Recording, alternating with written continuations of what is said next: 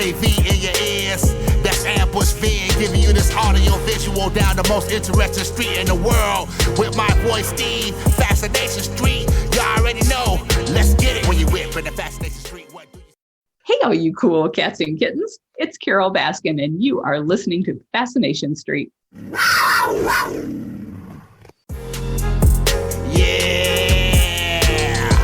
AV in your ears, that's ambush being giving you this audio visual down the most interesting street in the world. With my voice, Steve, Fascination Street. You already know, let's get it when you whip in the Fascination Street. What do you... Welcome back, Streetwalkers. This is a return appearance. This is James DuMont's 5th time on the show. That's right, 5th time.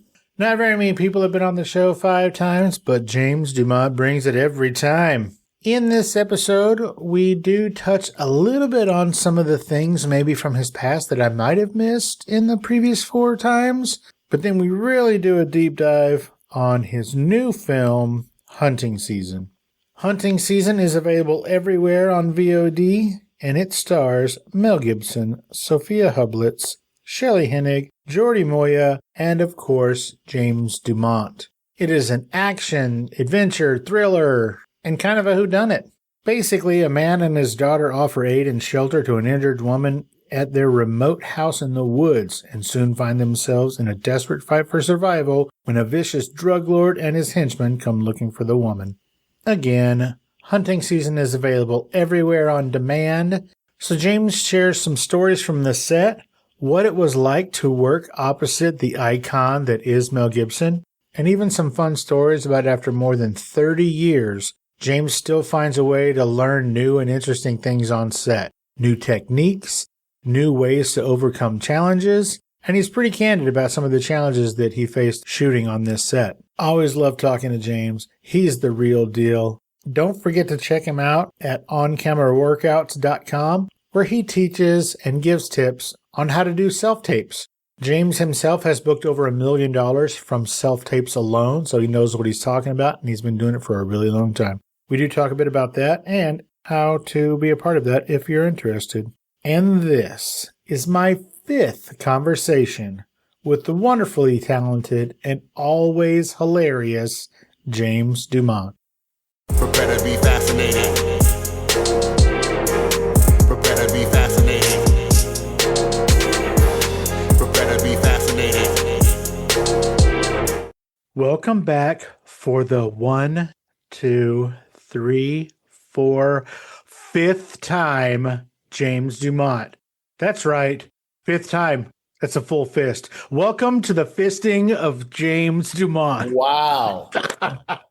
That's an intro I've never thought I'd get. I have to talk to my wife about that. This is an intimate moment we just didn't realize. Ladies and gentlemen, that's right. This is James' 5th time on the show. The first 4 times we talked about a whole bunch of stuff, so go back and check those out. We're not going to do a whole deep dive into James's backstory because, like I said, we've kind of done that for the previous 4 times. Yeah. But we are going to talk about some other things that maybe I didn't get to all those other times. Okay. We got lots to talk about. We do got lots to talk about. And now I can talk about a lot of things I couldn't talk about before. That makes me happy. Yeah. Tell me how Frank Sinatra's song Summer Wind impacted your life and the career you chose. Ah, look at you. Like you're doing like that kind of like history background that who's that guy that's like really weird from Canada? Like, you know, find some obscure reference that like only like 1 or 2 people on the planet would know. Michael J. Fox. No, it's this wild interviewer, guys like notorious for doing research. Summer Wind, when I did my one-man show, which I'm trying to revamp maybe as a 2-hander with my son. That's a new thing. When I was 5 years old, I played a Frank Sinatra song, and I believe it was Summer Wind, for my babysitter at the time, which is a woman named Joan. And she was crying, describing Joan. She liked unfiltered Camels, Jack Daniels, and B.O. That was the perfect babysitter, right? For a 5-year-old. My dad was traveling internationally, and I had a record player, and I played Summer Wind, and it got her to start dancing and weeping, and she was trying to get me to dance with her in a very weird, like, sexual way, and I just was like, this was, And she was explaining how she would dance to this song with her son, who had just died in Vietnam. And I'm a 5-year-old kid playing music, and I realized, oh shit, I could affect somebody. Like picking a song took her to a particular place. And at that time, as a 5-year-old in the middle of my parents' divorce, they were trying to, who's getting custody of who, and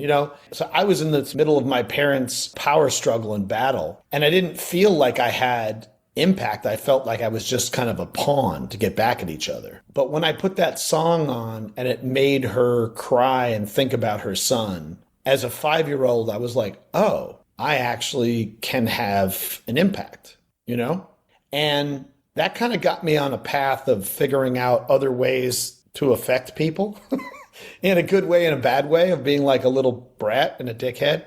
Sure. At least I got your attention in a positive or negative way. But then it kind of like really parlayed into a life kind of mission of trying to affect people. And there's something Viola Davis said recently. It's not so much that you get to do what you want to do in terms of storytelling. It's how it affects other people when you get to do what you want to do.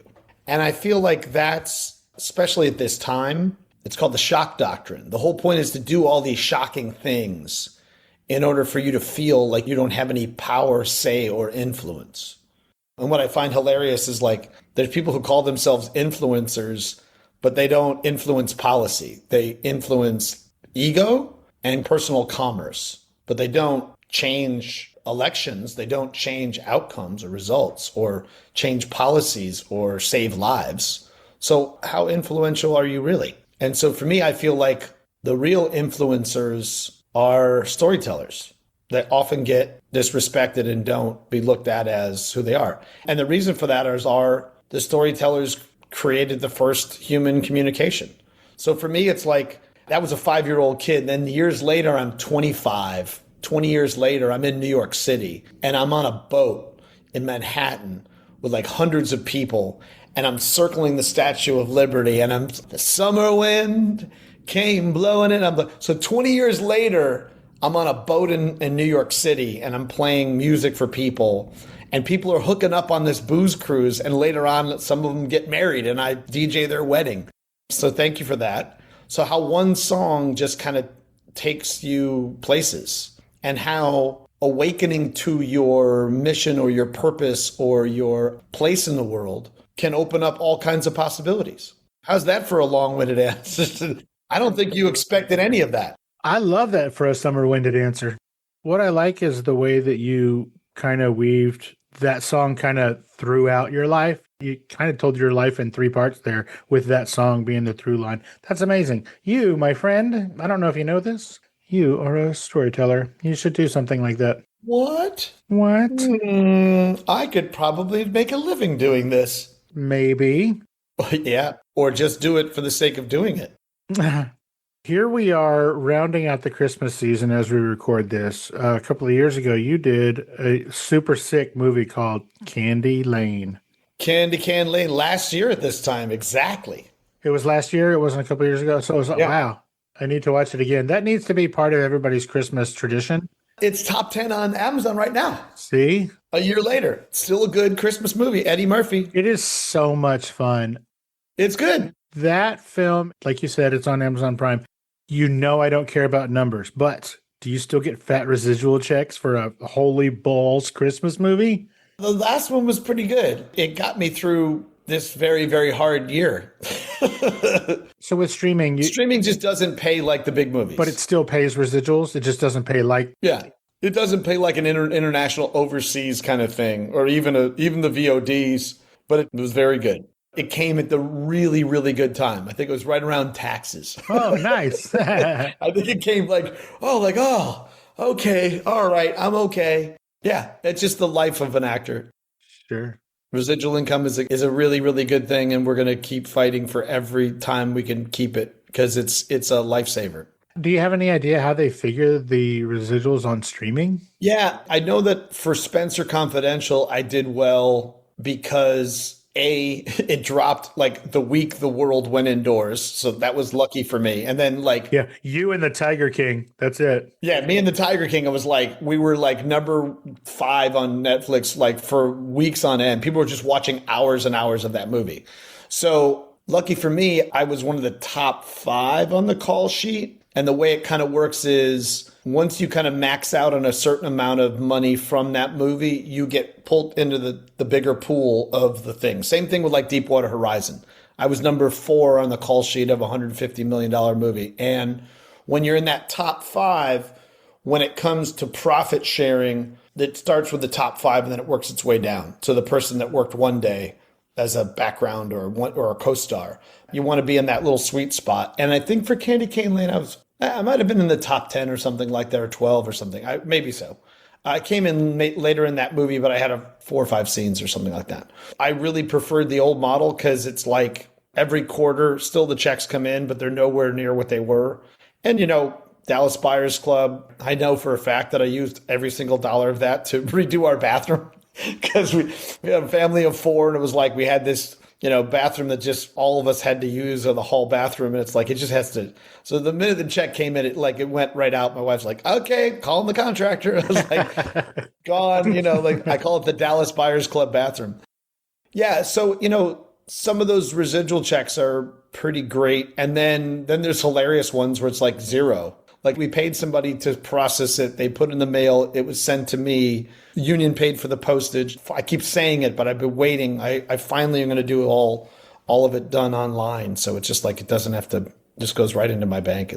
But I have to usually keep track of stuff because I had I had a manager who had certain jobs and an agent who got other jobs. And so it was easier for me to kind of do it by hand. Neither of those people are my representatives anymore. So that's another huge thing that's changed is the manager I had for 30 years is, no longer my manager. My agent of 17 years in the Southeast is no longer my agent. So now I have brand new people. I'm still beholden to residuals. I don't have to do the accounting that I used to do. Now it's just one person. And I have a brand new team of people in Atlanta. And I have a manager that's amazing in LA for the first time in 40 years. I think I have probably the best team I could probably ever ask for. So let's just talk about generalities, of course. But yes, let's say you get residual checks from projects you did 15 years ago. Is it your responsibility to figure out how much you're supposed to send to your manager or is that all done with the union? Do they do that? No, I have to figure out for agent or manager depending on who it is and what the project is. So that's on you? Yeah. That's messed up, man. That sounds like a lot of paperwork. Like that's a lot of back end. Bro, I've got a stack of them. I have 180 films and TV shows, dude. So it's a lot of accounting that I don't get paid to do. I can also pay somebody to do it, but the reality is what they're charging and what's done, I have it down to a system now. So like when it comes in, I look at it and I circle exactly what the 10% is. I make a copy of the pay stub or really the SAG stub. I put them on my printer. I put 3 or 4 together. I put them in one sheet. I write a check and I send it off. And I usually do that on a really good karmic level too. I'm contractually obligated is one thing. But there's also a lot of contracts where people don't get entitled to residuals. But as of late, the new contracts, even if they're not a SAG signatory agency, they do a service contract. In the service contract, they almost always ask for the 10%. And my old manager, who I loved like a brother, and I still do. When I started having kids, my manager foregoed residuals because he's like, you need that money for your kids. You have a house, you have a kid. Wow. I'm not going to collect residuals. He did that for at least 10 years. Wow. What a good dude. That's a mark of a really exceptional person. I think that's crazy. I've never heard anybody talk about how like it's on the actor to figure out how much to send who. I've never heard anybody talk about that. That's wild. Everybody's at a particular level. I'm the working class level. So it's kind of like there are people that handle people's money and accounting and things like that. And they pay people to do that. I do it myself. That makes sense. Yeah. It becomes quite costly. And also, here I am. I'm making Xerox copies of, a $12 check, $10 and $20, like they all kind of add up. Right. At a certain point, I turned to both of them and I was like, look, here's the deal. If your commission is under $2, I'm not sending it. I'm not doing that. Sure. It just doesn't make sense for me to do all that paperwork for $2. Sure. And the postage and all that other stuff. So yeah. I think that's what our threshold is. So any residual that's under $20, I take that. That's part of my accounting fee. There you go. Hey, are you using Venmo to do stuff like that now? No, I did do Venmo I think I got paid via Venmo or Zelle actually for hunting season. So That's how you got paid?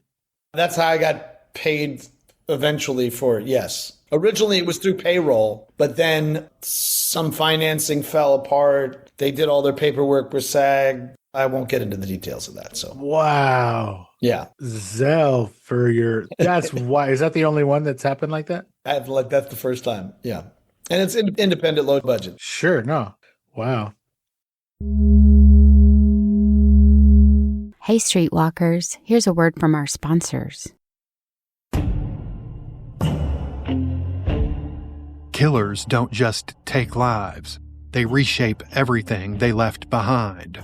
A quiet back road, a busy stretch of highway, a house that once felt safe, now a shrine to everything that went wrong. Across Texas, deserts, fields, and bayous keep their secrets buried, but not forever. From the creators of Gone Cold comes Of Hell, Texas True Crime, a podcast about the state's most depraved killers and the scars they left on every town, every family, every mile marker they touched. Stories that ask one burning question: were there more victims?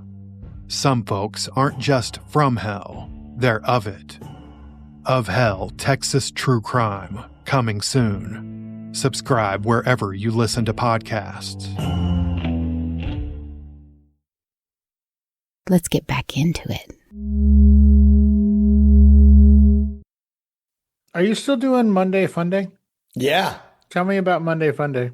So Monday Fun Day, I've been doing for the last 5 years. We've developed over 100 movies and TV shows. We do a free, and I mean free. It's pay what you can. If you want to make a donation, you can, but it's not required. We usually read 2 to 3 projects in a 3-hour period of time. It's usually 15 pages. Like last night was 15 pages of a feature film, 20 pages of a feature film, and then another 20 pages of a TV pilot. And so we read like usually 2 or 3 pieces a night. The actors show up, they get the material just a little bit before, but we do the casting just before we read them. So the writers kind of pick people in the group. We read them aloud. And then most of the writers really want to hear general thoughts, comments, and observations. So I moderate it. I read stage directions so that other actors could read different roles. Sometimes they'll ask me to read roles, but for the most part, I like everybody else working. And some actors get to read like 10 to 30 roles in 3 hours, like ice cold, like cold reading. And these projects run the gamut. The one we did last night was a biopic on John Kennedy Toole, who wrote A Confederacy of Dunces, if you're familiar with that book, Pulitzer Prize-winning book, 10 years after he had committed suicide. So that's a whole thing. So one was a biopic of that time period in New Orleans in the 70s. And then the other one was called The Light Noise, which takes place in Buenos Aires, because the writer's from Buenos Aires. He was part of the Sundance Collab writer-director. Directed 2 features this year, and this is his 3rd feature he's working on. So he's been developing that piece. That was the first 18 pages of that script. And then another project called On a Delta Moon, which is a 8-episode miniseries about the Geechee tribes in South Carolina in the 1800s. So think of like Underground Railroad epic kind of thing. Like the Gullah Geechee? The Gullahs, yeah. Okay. Oh, cool. And all the myths and the things that go along with that and the historical accuracy and mystics and all kinds of fun stuff. So, I mean, in 3 hours, those are 3 totally different. One is from, Buenos Aires, 20th century. The other one's from the 70s. The other one's from the 1800s.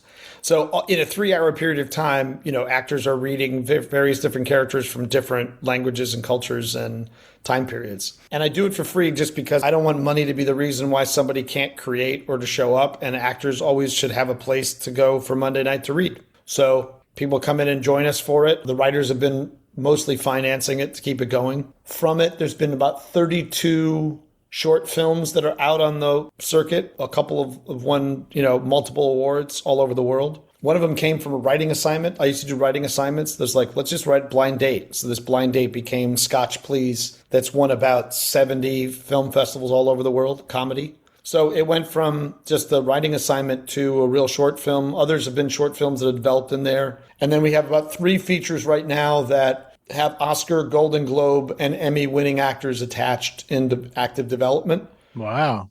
And I have an 8-episode TV series that we're pitching to Danny McBride that has all episodes done, the Bible, the pitch deck, ready to go. You're pitching it to Rough House? Yeah. Oh, wow. They're our first choice. I would imagine, yeah. Yeah, and for this particular project, it's a combination of like Friday Night Lights and Vice Principals. Sure. Little Abbott Elementary, little school bureaucracy. It's a ragtag football team that is politically incorrect on so many different levels. It's perfect Danny McBride. But if not Danny McBride, then Trey Parker. It's the South Park dudes. I love that. So how does somebody be a part of Monday Fun Day? You can sign up online for free. If you go to oncameraworkouts.com, click on Monday Fun Day. It's free to sign up. You'll get a Zoom link. If you're a writer and you want your work done, we're about 2 weeks backed up. So email us at oncameraworkouts@gmail with 15 pages of your feature or 20 pages of your TV pilot or TV show. We do some plays. We do one acts. We do one-person shows. So same thing. It's a 20-page limit. We'll email you back and let you know when we have a spot available and you come in and have your work read. I love that. Yeah. Let's talk about Kelton. Yeah. Your son, Kelton DuMont. Did he finish college yet or is he almost done? He graduates in 6 months. Nice. How excited are you? Pretty excited. I think not as excited as he is. Yeah, I was going to say, how excited is he? I think he's ready to get out into the world. He's ready to go. Does he know what he wants to be when he grows up? I don't think he's ever going to grow up. I hope he doesn't. I know he wants to be a storyteller, an actor, creator. He's got a producing partner, a creative mentor, and he's connected to a guy named William Atticus Parker, who is just a phenom, 21-year-old, did 3 features already, wrote and directed 3 features. Jesus. Yeah, his mom is Mary Louise Parker, and his dad is Billy Crudup. I'm unfamiliar with either of these people. Yes, so he comes from some good crew, but the reality is it's him. He is a genius. He just adapted Midsummer Night's Dream that my son played Snug the Joiner. He was in it. He directed it. He adapted it. He modernized it for a younger college audience. He did it at Bennington College. That was part of his senior thesis. Just graduated from Bennington College. He'll be out in the world. He and Kelton are going to do something in New York together off Broadway. We have 2 other projects with him directing and Kelton attached. So, we're going to do some stuff. But Kelton just finished a movie called Inhuman. It's from the director, Fernando Lugo, who's out of Miami, who directs all of Bad Bunny's videos, Drake, J-Lo. This is his first feature. It's a psychological thriller, little horror. And Kelton is the lead in that and is the Inhuman.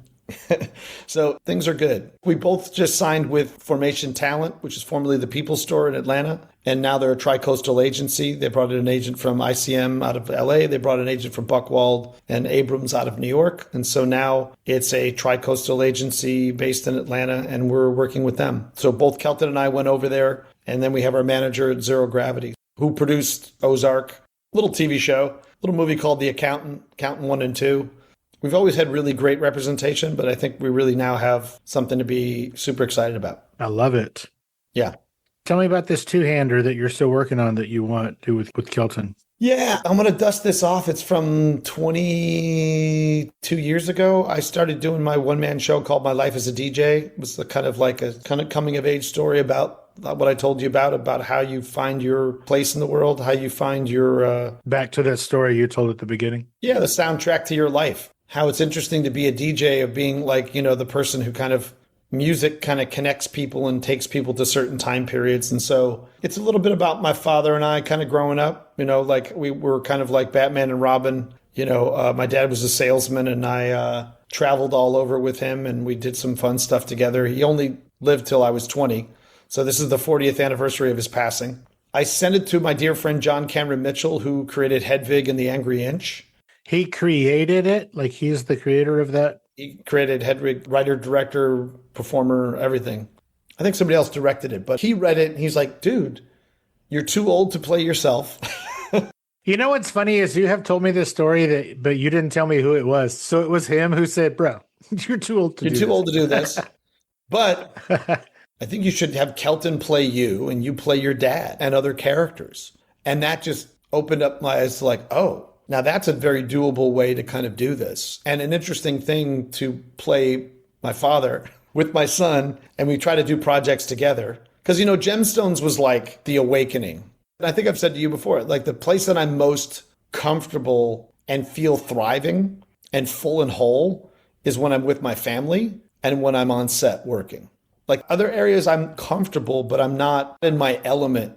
I'm in my element when I'm on set, ready to work. Like no matter what capacity it is, whether I just get there or whether I'm on set, like whether it's long hours, whether I'm doing little, but there's something about the thriving on being on set. It's like doing live theater. When am I going to go on and do my thing? I may sit in the trailer for 10, 12 hours, go do this thing for like an hour and then be done. Or I never see my trailer and I'm on set and I'm working the whole damn time, like I did with hunting seasons. Like I literally spent little to no time in my trailer other than drilling 12 pages of dialogue that I had my first day of just a massive amounts of dialogue. And, Mel Gibson's response is, oh, really? Well, anything happen? Like, I'd be like, plot, and he'd be like, interesting. He's not supposed to tell me anything. He knows all this stuff. And I'm like, yeah, and then this happened. And he's like, oh, really? Anything come of that? And I'm like, okay, this is 3 scenes that I think we're going to do. We're going to break them up into 3 different scenes. And I get there and I thought, okay, I'll use the river because I talk about the river and the girl's body and blah, blah. And then it's like, nope, it's a oneer. We're going to do all 12 pages in one shot, all steady cam. Oh, whoa. And he goes, and you can't use the river because we can't see the body. So it'll be over here, but we can't see it. I'm like, yeah, but half my dialogue is connected to the visual. And this is my mistake. I was banking on using the visuals, using the real environment to trigger the storytelling, Wow. Nope. And man, let me tell you, Steve, I struggled, bro. It's supposed to be wintertime and it's hot I can't even tell you, in the middle of nowhere, Georgia. And I have a down vest on and a flannel shirt and my back is just sopping like with sweat. And they can't get through the shot before lunch because I'm just struggling with the words. And I have ways that I've been memorizing lines for decades. It's De Niro's technique called backwards to forwards or vacuuming your lines. And Mel's not supposed to give me anything. So Mel's like, yep, no reaction. I'm like, blah, blah, blah, blah, blah, blah, blah. And I'm like, man, I don't struggle like this ever. Like I just felt like I was falling down a well. It was a great thing for me to happen. It will never, ever happen again. Because for me, I got an offer. Like I haven't had an offer since Spencer Confidential. Like that's 5 fucking years, longer. That was 2018. I hadn't got an offer in a long time. But this director, Raja Collins, he saw my work and he's like, okay, there's one guy that does one element of this character very, very well. There's another guy that does this other element of the character very, very well. He goes, but you can do all 3 of these things in one body, and I need that. For the economy of what I'm doing, this normally would be 3 different actors playing this role, but there's 3 elements of this character, but it's got to be one guy that does it all. And those other 2 people, yes, they're maybe famous and well known, and my producers love for me to pick those dudes, and they maybe mean something overseas. He goes, but you can do all 3 of these things that I need in one body. Like I saw your reel and it's like, yeah, I need that, and I need that in one person. And I need for you to be local in Georgia. So it's like, and I can't pay you your quote. Sounds like a win. But you're going to do 4 scenes opposite 5 scenes opposite Mel Gibson. More than that. Like, I think those are 3 scenes that we all shot at one. Yeah, something like 6 scenes with Mel Gibson, and you're going to do 20 pages of dialogue. You're going to do 20 pages of dialogue in 3 days. How about that? So, what I learned from that was just to go, and we talk about that all the time. That's one of my things is like, what do I learn from this as opposed to, what do I get or what it's supposed to be, is even with offers, I should shoot it as a self-tape and practice it and look at where I'm figuring things out. Because when I got there, I was really banking I could use the environment in order to get through these paragraphs of dialogue. And if I did that as a self-tape, I will have already had that in my body and figured out where everything is on camera. And I didn't do that. I just spent time drilling the words, figuring out, I'll figure these things out when I get there. I mean, I still did my sound preparation, but it seemed like that preparation just didn't help me in the environment. and also just first day of working. And also Mel was having back issues. And so he was just in massive amounts of pain. And he got a chiropractor between the first day and the second day. And it's like, he was a totally different person the next day. So I wasn't sure if it was like, because I was struggling for the words or he was supposed to not give me anything. I was just, I literally was just, I could have acted off of a thumbnail, and would have gotten, and it had nothing to do with him whatsoever. So I think the thing that I'm trying to teach my students too is learn how to work off of nothing. Learn how to act by yourself, but work off of objects of your behavior so that whatever your circumstances are, whatever kind of director, whatever kind of environment you're thrown into, you're prepared for it. And I teach that.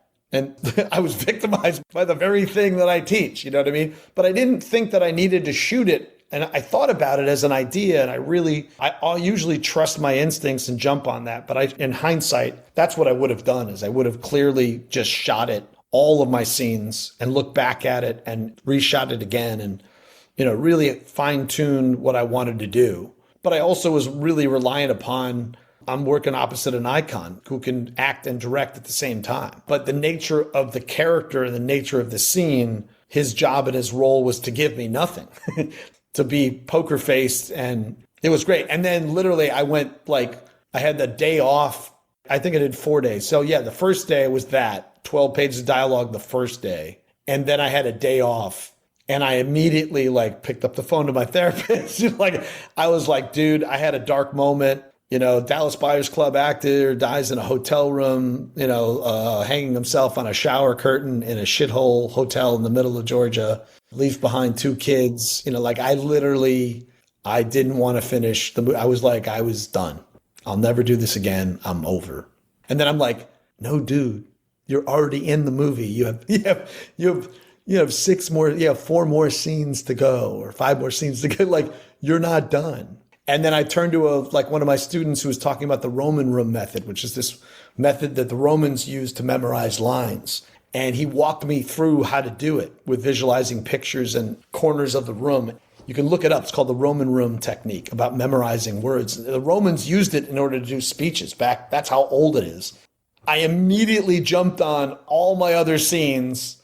I did Roman room technique for that because I'm not relying on the old backwards to forwards, one word at a time. I'm not. And I did a combination of both because by the time I was done with my student from Atlanta who walked me through how to really do the Roman room, I had knocked out the other scenes for the rest of the movie for the next few days. So then when I got on set the next day, Mel had a chiropractor. His back was fine. It was all of our joking scenes together. You see great chemistry and humor between the two of us.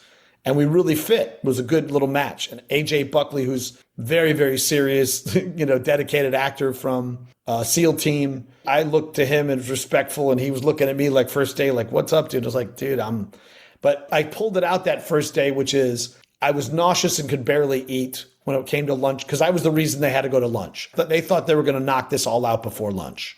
12 pages, by the way. Come on, really?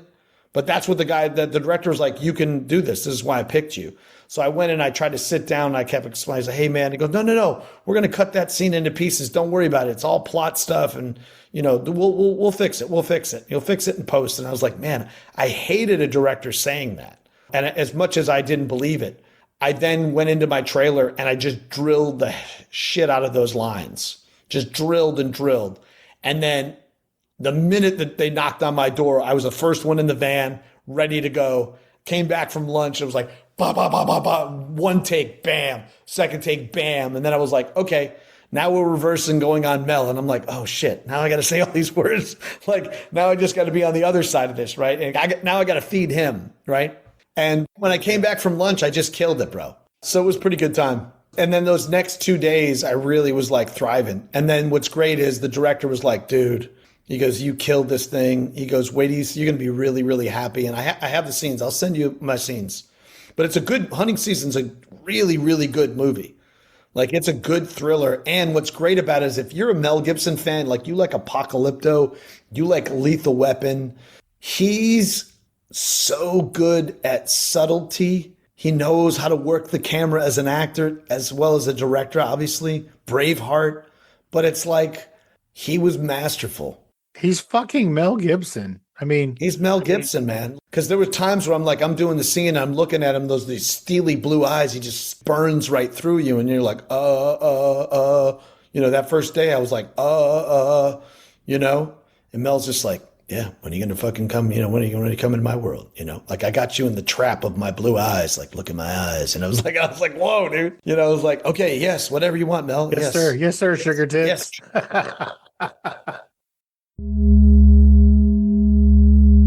Hey, Streetwalkers, here's a word from our sponsors.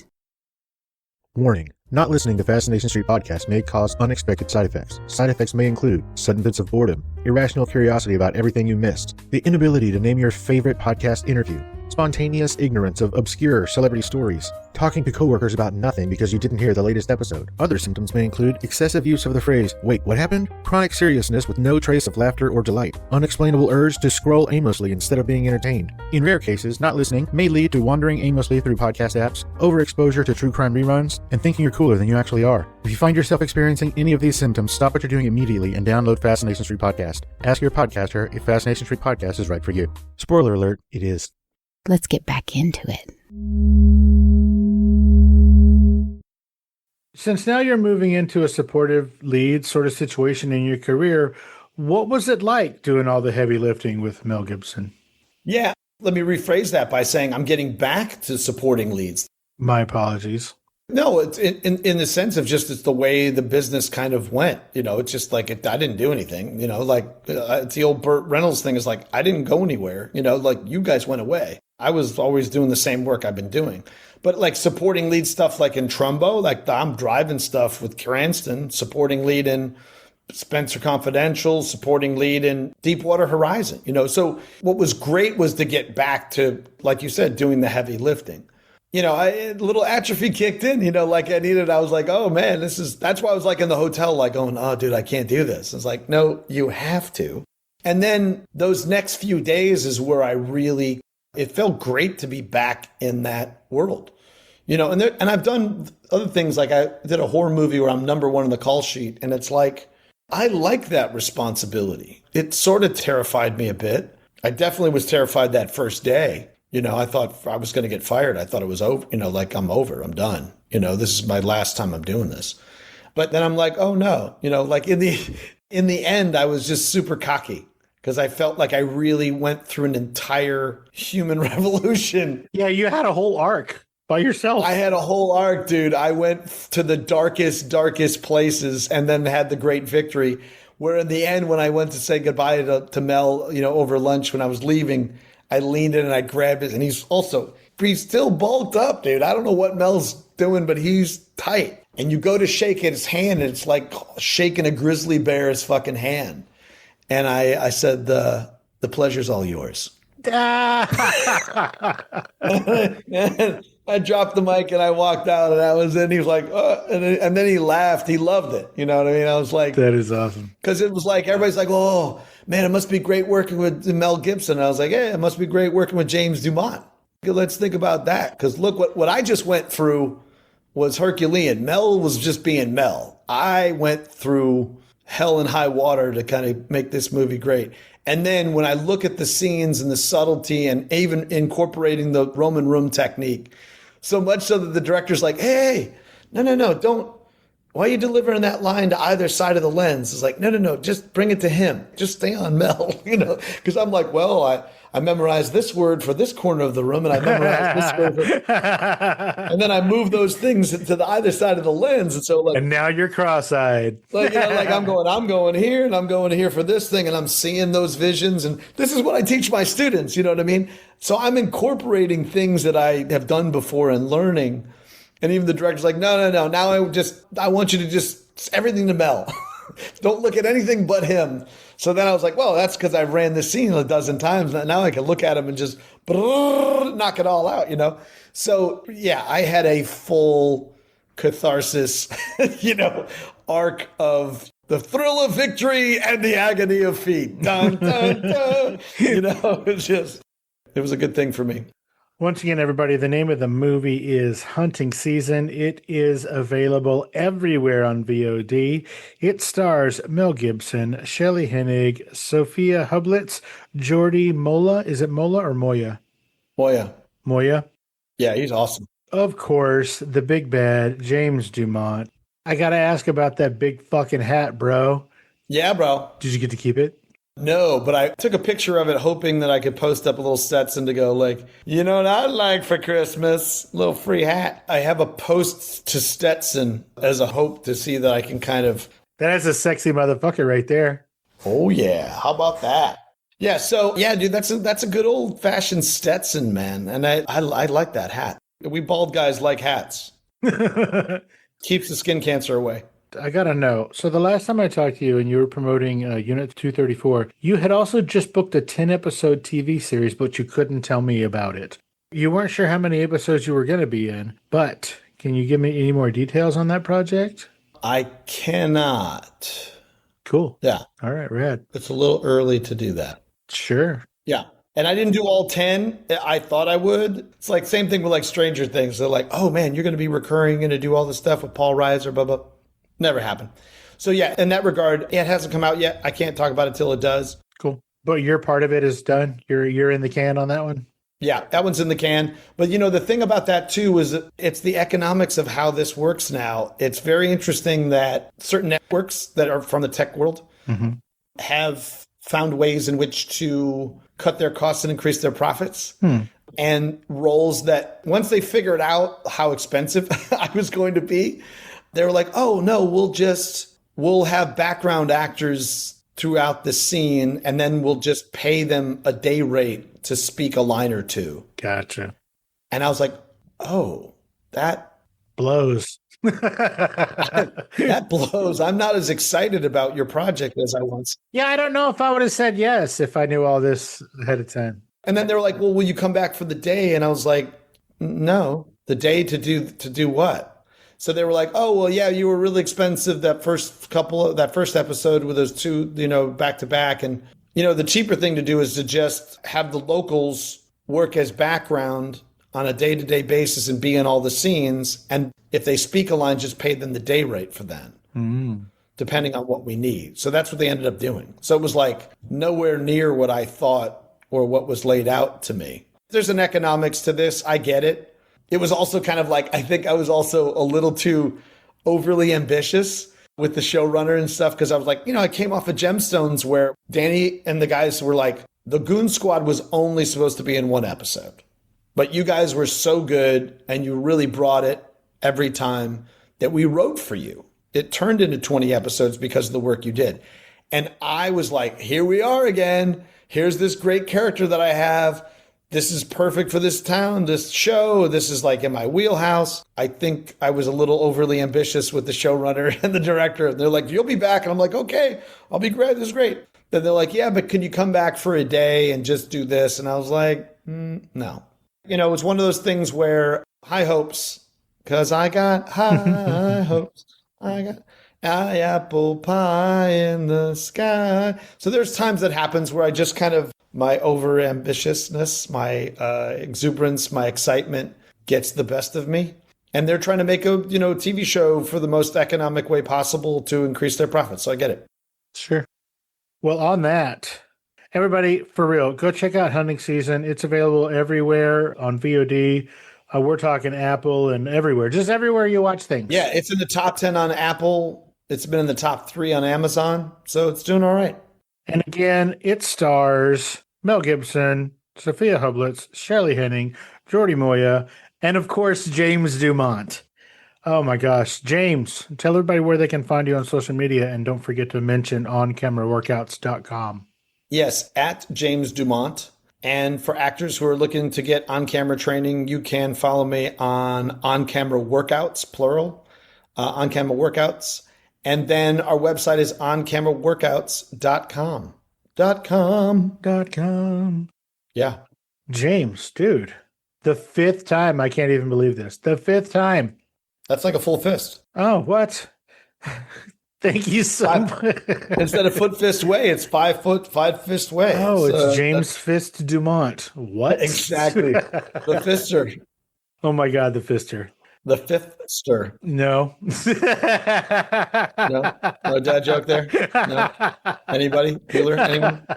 Song? Hello? James DuMont, thank you so much for taking the time out of your busy day and your hectic, I don't know, shooting hunting seasons and holding up other actors' schedules to hang out and let us get to know you even more on Fascination Street, man. I appreciate it. And there's great performance in there. I mean, Shelley Hennig is amazing. And Sofia if you watch Ozark, she's the daughter in Ozark. She plays Mel Gibson's daughter. And man, talk about an arc. She nailed the entire arc of her character. Just really, I was impressed with everybody. And Jordy's like this crazy bad guy. He's like this Javier Bardem bad dude. He's really awesome. The cast is stellar and the movie's tight, man. The girl with the dragon tattoo, the assistant editors for that did the editing for this. Wow. They literally sent the whole movie to like Sweden to like go edit this thing. And they did an incredible job. All my flubs were basically all gonna made me feel like I knew all my words that first day. Came out looking like a champ, looking like the champ you are. He said they'd fix it in post, and he was right. Everybody go check out Hunting Season with the great James DuMont. Oh, James, dude. Yeah. I appreciate you so much. Merry Christmas. Happy New Year. Merry Christmas. I love you, my dude. I'm definitely going to check it out, during this holiday downtime. Yeah, it's a good holiday movie, and Candy Cane Lane. So I got 2 movies in top 10. I love that for you, man. You deserve it. I know, me too. I like this for me too. All right, buddy. I love you. You have a great rest of your year, and I will talk to you later. Love you too, bro. And we'll see you at 6 when we do the 6th one. Bye, buddy. Bye. I'm leaving now.